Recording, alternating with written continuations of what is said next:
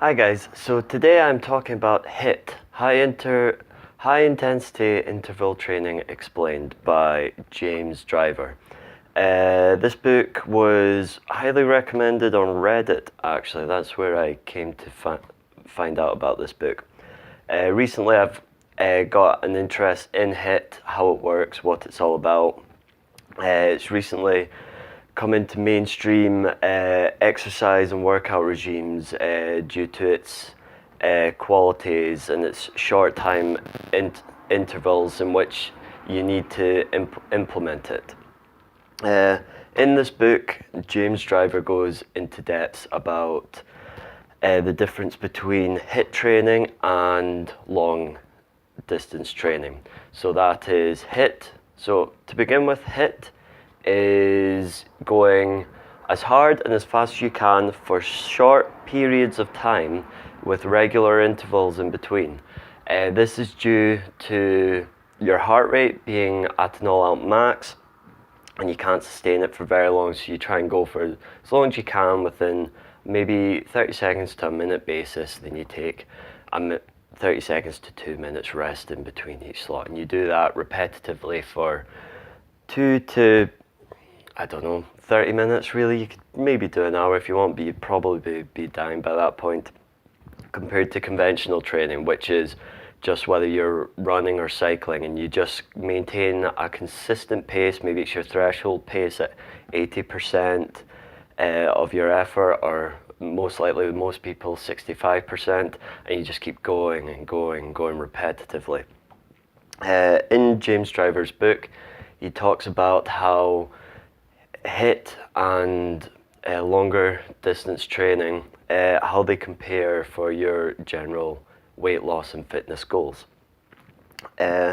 One thing I have to say about this book is there's not an awful lot of, how I would say, science behind it. A lot of his assumptions in this book are he read a paper on it and it said this, therefore it's true. He's not really compared the studies to see what's going on with it, whether there's any downfalls. He's just kind of picking and choosing what he wants to take out of certain papers and documents and experiments.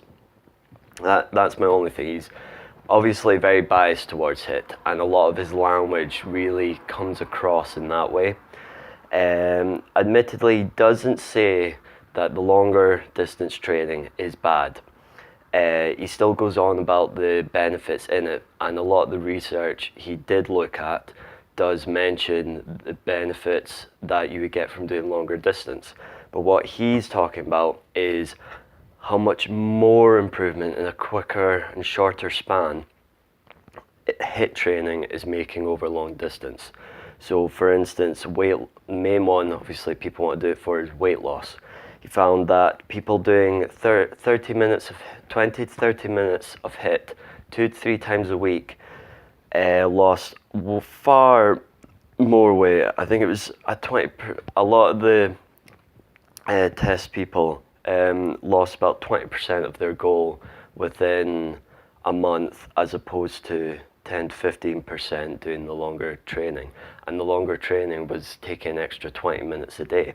So not only were they burning fat faster, but they were also managing to condense it to 20 to 30 minutes rather than 30 to 50 minutes, which in our busy lives these days, especially as you get older, you've got other priorities, other things you want to take care of, it's a very good way of getting that quick fix, that making sure you're staying in shape in a quick, short amount of time. Maybe if you're got a newborn baby, you could do this workout while they're asleep. If you've only got 20 minutes before you got to get your train for work in the morning, you can do it then. It's a lot easier to do than an hour of slogging it out on a cross trainer somewhere. In this book as well, he goes on about the other advantages of it. So obviously you've got your weight loss. Surprisingly, there is a section on how it can increase your endurance.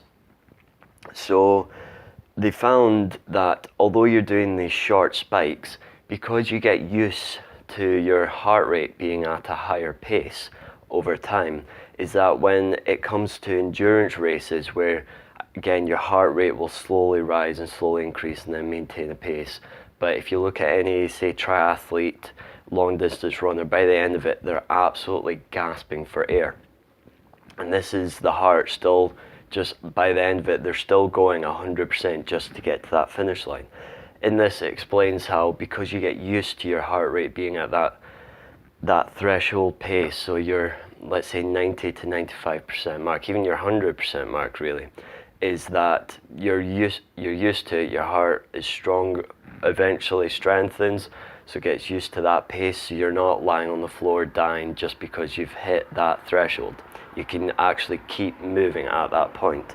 So one other thing he says is a good benefit is, obviously we know all about endorphins. Those are the feel good chemicals that get released from the brain, especially when we exercise or move or do anything we like, that send into the rest of the body that make us feel good. And generally, whatever you do during the day that makes you feel good, those endorphins are your reward for doing that. And that's to get you doing it over and over. So with HIIT training, you get more endorphins rushed into the system from doing this than an hour every single day slogging out. He doesn't quite go into depth as to the full reason why. He kind of skims it a little bit, but it's good to know at least, and I assume that he's got it from a paper somewhere. So yeah, that's the one issue especially I have with this book, is a lot of what he says it's almost like he's done a quick Google search and it's come up as highlighted in a paper somewhere and he's slotted that in, which isn't ideal at times, to be honest. It's not really what I would say is called doing the research. He does also give a couple of examples, so if you're trying to get into HIIT, a basic workout regime for it. They are very basic, so it's relatively easy to get into, and they're all about your timings. So if you're doing, let's say 10 minutes, you go with 30 seconds on, minute off, 30 seconds on, minute off. And then what you do is, as you get better at it over the weeks and the months, is you start to alter it. So you go 40 seconds, 50 seconds, 40 seconds, 50 seconds, then 50 seconds, 40 seconds, 50 seconds, 40 seconds, until eventually you're maybe doing a minute on, 30 seconds off, or a minute on, minute off. And you can keep that going for between 10 to 30 minutes. He says, another thing he says, which I found very interesting, is you only really need to do this up to about 3 times a week to achieve its maximal potential. Doing it every single day doesn't accelerate the process any quicker. If you do three days, so day on, day off, day on, day off, etc., etc., it's enough to keep the fat burning going without losing pace. Whereas if you do it every single day, obviously your body will start to adapt. It will need more food to consume in order to produce more energy in order to keep up that workout regime. So his high suggestion is up to a maximum of 3 times a week, which I found very interesting, and it all relates to your energy levels as opposed to what most people think is your fats or how much food you're putting in and out. It's all about how much energy you consume.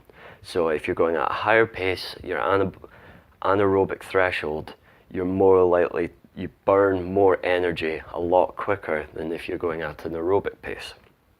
And that is probably the most simplified way of how you'd explain the benefits of HIIT over long distance training.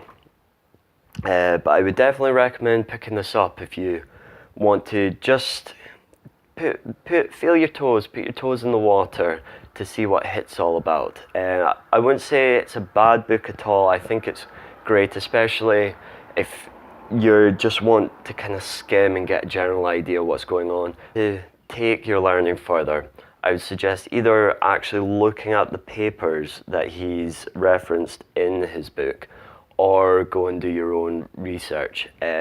He does mention the 2 universities where the papers are from, so I'd suggest maybe giving them a Google, see what papers they've produced, try and take it a bit more intensely, because I feel like he's only giving you the basics here.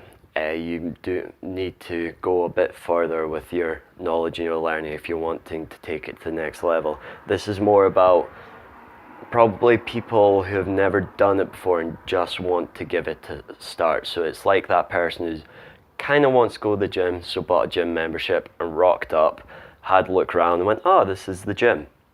Whereas if you want to take your training more seriously, you need to do a little bit more research, you need to come up with a program, you need to really know every single part of what you're trying to achieve. This just gives you the basics on how to get started, how to get moving and to start progressing, which is, I would say, is very good if you want to start getting into it. I mean, it's a very short read, it's under 100 pages, the words are really big and there's nice diagrams and stuff. So if you want to start a weight loss journey, I definitely recommend HIIT, High Intensity Interval Training Explained by James Driver. Cheers.